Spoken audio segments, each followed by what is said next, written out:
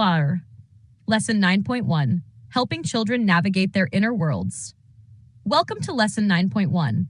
Today we're exploring one of the greatest adventures in parenting, helping our kids understand and manage their inner worlds.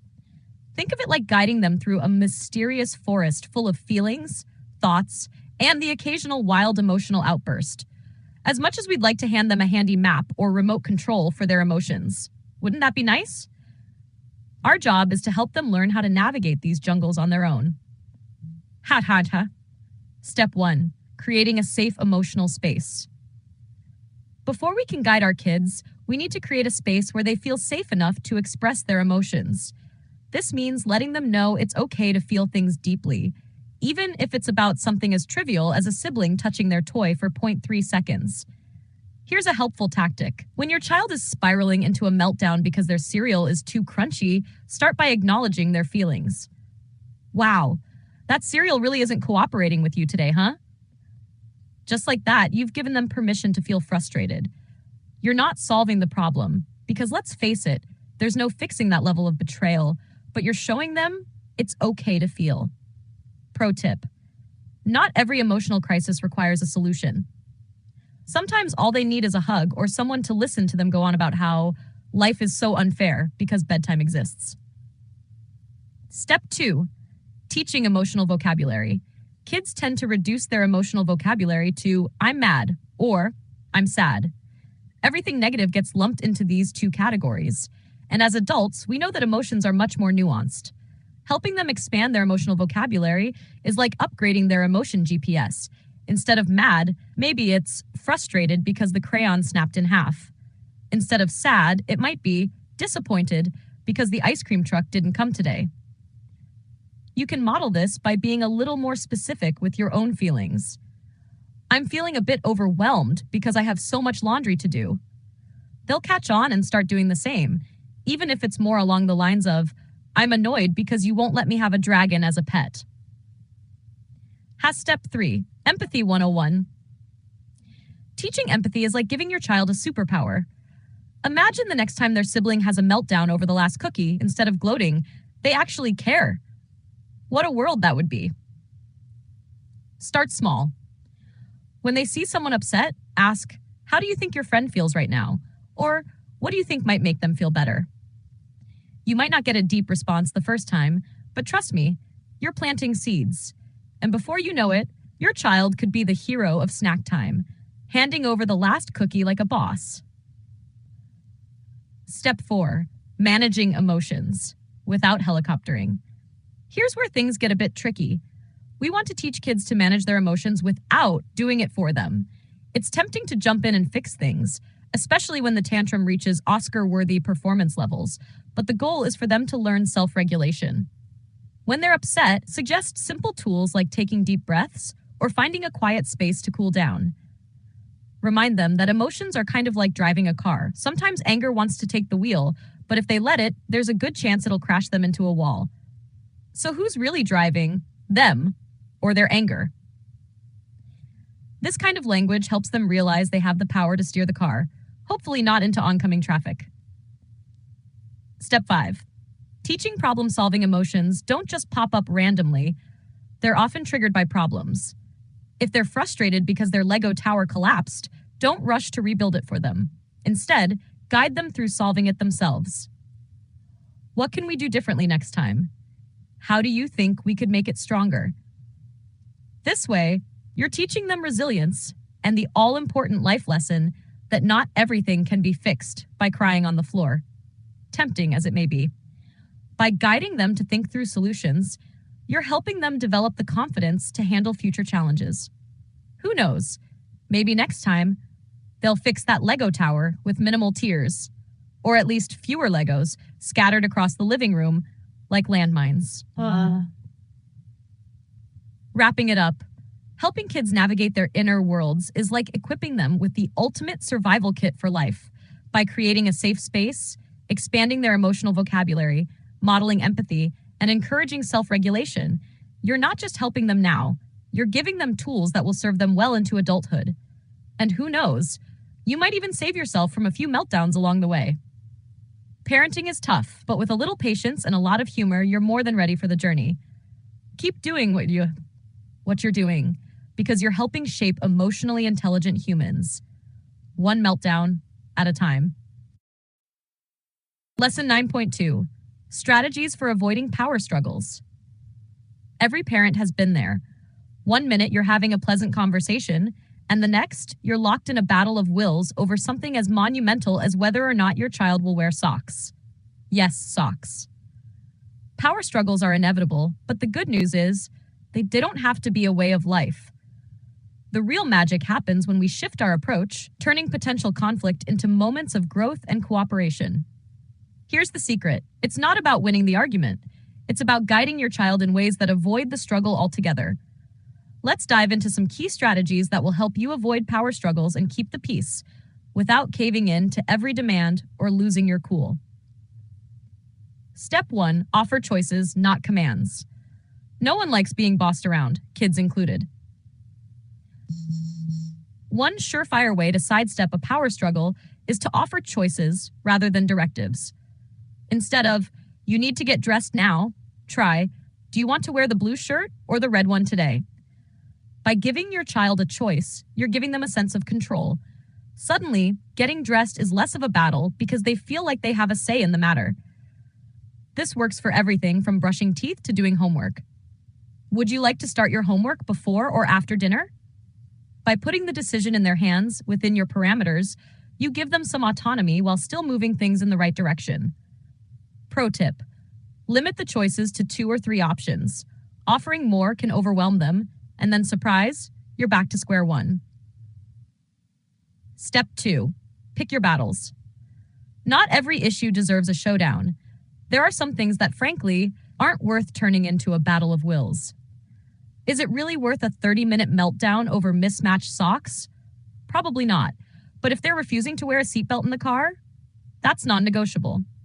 Learning to distinguish between what's worth enforcing and what's not is key to avoiding unnecessary power struggles.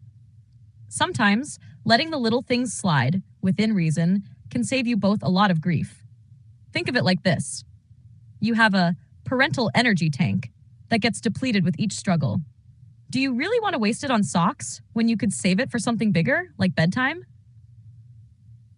Step 3: use empathy, even when you don't feel like it. You know that moment when your child is digging in their heels and you're this close to losing it? That's your cue to dial up the empathy. It might seem counterintuitive, but the more you show that you understand their feelings, the quicker they might back down. Let's say your child refuses to stop playing a game to come to dinner. Instead of demanding, "Turn it off now," try saying, "I get it. You're really into this game, and it's hard to stop when you're having fun." Suddenly, they feel understood. You're on their side, not the enemy. From there, you can suggest a solution like, "How about we pause the game and finish after dinner?" Empathy doesn't mean you're giving in. It just means you're showing them that you see and understand their perspective, which in turn makes them more willing to cooperate. Step 4: set clear limits and stick to them. Kids need boundaries. It's how they learn what's acceptable and what's not.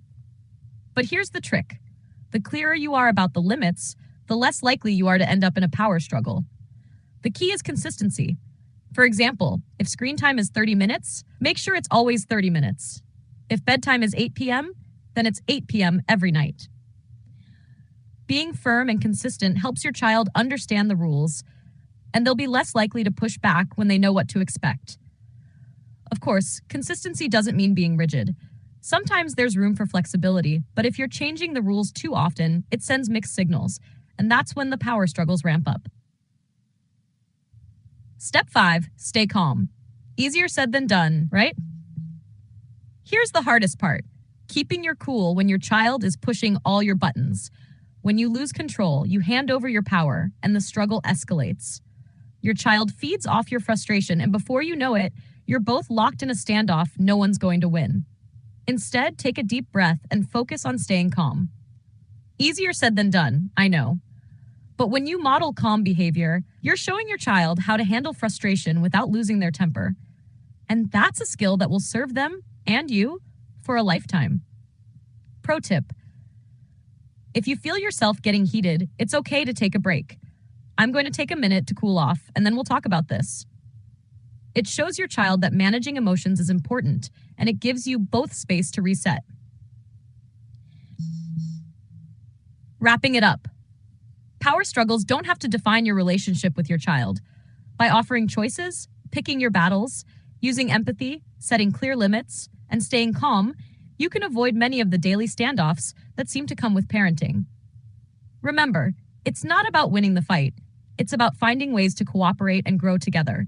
When you shift the focus away from control and toward guidance, the whole dynamic changes. And trust me, you'll both be happier for it. Now go on, conquer those socks. Hi there, we hope you're enjoying this course. If you are, just a quick note to let you know there's plenty more to explore. We're constantly adding new content, so be sure to check out freecoursesforall.com. That's free courses, the number 4, all.com. Now back to the course. Lesson 9.3, Teaching Children to Face Their Emotions and Challenges Head On. We've all been there. Our child faces a tough situation, and the temptation to swoop in and fix it is almost too much to bear. But here's the thing. Teaching kids to tackle their emotions and challenges head on isn't just about helping them in the moment. It's about giving them the skills to handle life's hurdles in the long term. And no, these skills don't come pre-installed like a phone app. They have to be taught, modeled, and perhaps most importantly, practiced.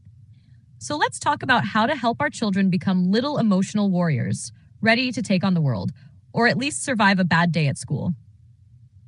Step 1. Don't solve the problem for them. Our instinct is to jump in and make things better.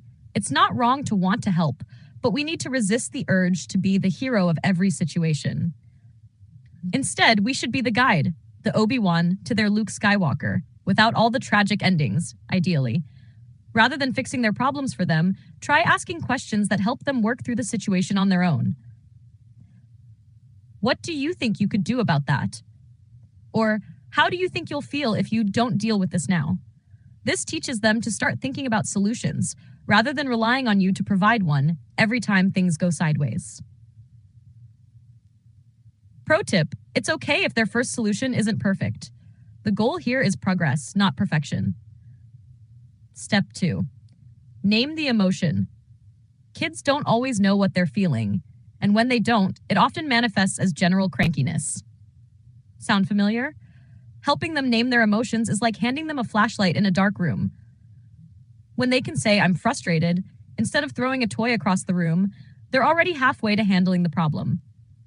You can model this by narrating your own feelings in everyday situations. "Wow, I'm feeling pretty stressed because I have a lot to do today," shows them that it's okay to feel things, and most importantly, it's okay to talk about it. Pro tip, avoid turning this into a therapy session. Keep it casual. Think, "Hey, sounds like you're feeling disappointed because your friend didn't invite you," rather than, "Let's explore your inner world." Step 3.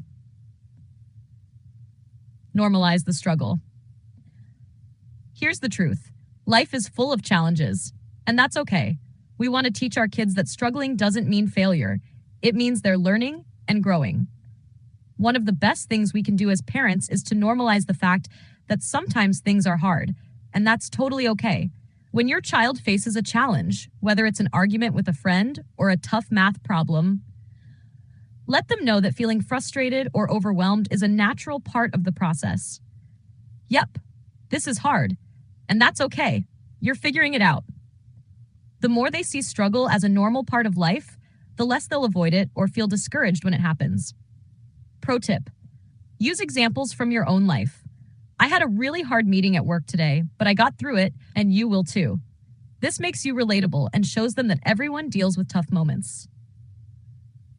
Step 4. Teach problem-solving skills. Facing emotions is one thing, but what happens after the meltdown? That's where problem-solving comes in. We want to help our kids move from feeling overwhelmed to taking action. Here's a simple process to teach them. 1. Identify the problem. What exactly is causing the issue? Sometimes the problem isn't obvious, especially when emotions are running high. 2. Brainstorm solutions. Help them come up with a few ideas for how to handle the problem. No idea is too silly at this point. 3. Pick a solution. Which one seems like the best option to try first? 4. Try it out. Encourage them to put their solution into action. And if it doesn't work, that's fine. Problem solving is an ongoing process, not a one-time event. Pro tip, let them own the process, even if you can see a better solution right away. They'll learn more from trying and adjusting than if you step in and take over. Step 5. Celebrate the effort, not just the outcome. We all love a happy ending, but the goal here is to teach kids that their effort is just as important, if not more, than the result. If they tried their best, handled their emotions, and put some thought into their solution, that's a win. When we focus too much on outcomes, kids start to believe that anything less than success is failure. Instead, try to celebrate the small wins. You really stuck with that, even though it was tough. Or I'm proud of you for handling your feelings and figuring it out. This reinforces the idea that the process is what matters most. Pro tip. Sometimes the best way to celebrate effort is just a simple, "Hey, I noticed how hard you worked on that." It doesn't have to be a grand gesture, just a little acknowledgement goes a long way. Wrapping it up. Helping kids face their emotions and challenges head on is like teaching them to ride a bike. At first, there will be wobbles and maybe even a few crashes. But with time, practice, and a little guidance, they'll learn to keep their balance and maybe even enjoy the ride. Your role? Be the coach, the guide, the parent who helps them see that they've got what it takes to handle whatever comes their way.